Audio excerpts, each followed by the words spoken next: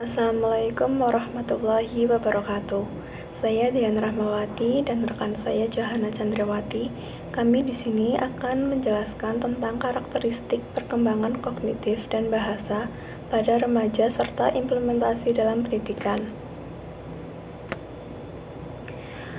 Yang pertama yaitu karakteristik pengembangan kognitif. Perkembangan kognitif ialah perkembangan kemampuan kapasitas individu untuk memanipulasi dan mengingat informasi. Untuk membahas perkembangan kognitif berpikir remaja, menurut Jen Piaget, perkembangan kognitif remaja berada pada tahap formal operation stage, yaitu tahap terakhir dari tahapan perkembangan kognitif. Tahapan berpikir formal ini terdiri atas dua subperiode. Yang pertama, early formal operational level, yaitu kemampuan remaja untuk berpikir dengan cara-cara hipotetik yang menghasilkan pikiran-pikiran sukarela atau bebas tentang berbagai kemungkinan yang tidak terbatas. Yang kedua, late formal operational level, yaitu remaja mulai menguji pikirannya yang berlawanan dengan pengalamannya dan mengembalikan keseimbangan intelektualnya.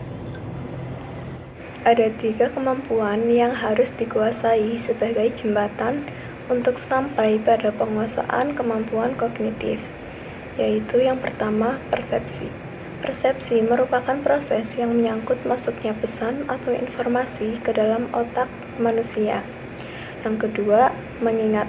Mengingat adalah suatu aktivitas kognitif di mana orang menyadari bahwa pengetahuannya berasal dari masa lampau atau berdasarkan kesan-kesan yang diperoleh di masa yang lampau. Yang ketiga, berpikir. Berpikir adalah kelangsungan tanggapan-tanggapan yang disertai dengan sikap pasif dari subjek yang berpikir. Materi yang selanjutnya akan dijelaskan oleh rekan saya, Johana.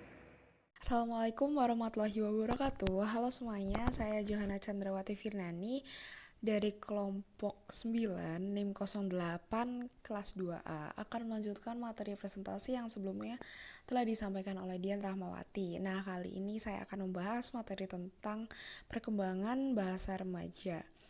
Apa aja sih poin-poinnya? Yaitu yang pertama, dipengaruhi oleh faktor intelek atau kognisi. Ini jelas karena semakin bertumbuhnya manusia, maka semakin berkembangnya pula kemampuan berpikir atau kemampuan nalar, dan ini berpengaruh juga pada kemampuan bahasanya.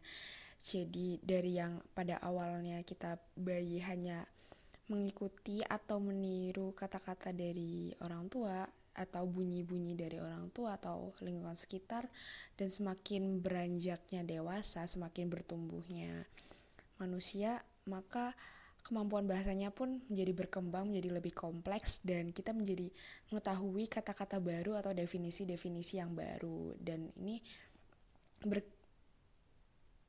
berpengaruh pada perkembangan bahasa juga. Dan yang kedua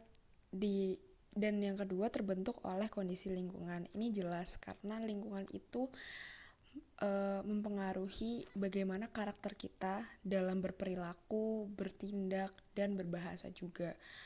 Dan lingkungan juga mempengaruhi seperti dialek-dialek dalam berkomunikasi dan lain sebagainya.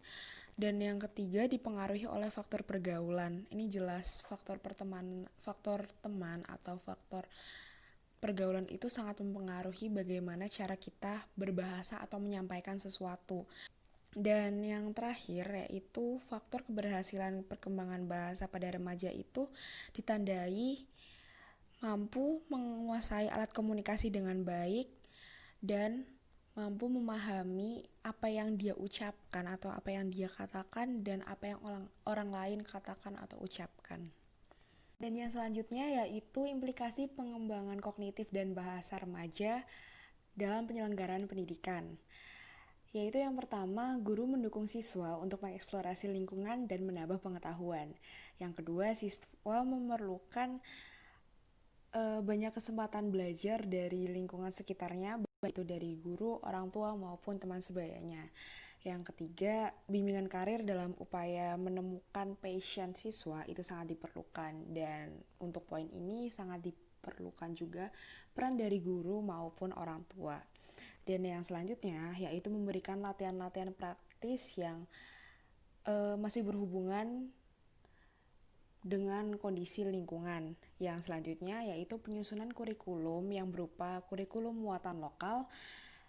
Lalu yang selanjutnya melakukan pengulangan terhadap pembelajaran yang sebelumnya telah dilakukan, dan yang terakhir melakukan evaluasi dan identifikasi hasil kerja siswa dan mengembangkan hasilnya untuk yang lebih baik lagi di kedepannya. Sekian yang dapat saya sampaikan, kurang lebihnya mohon maaf dan terima kasih. Wassalamualaikum warahmatullahi wabarakatuh.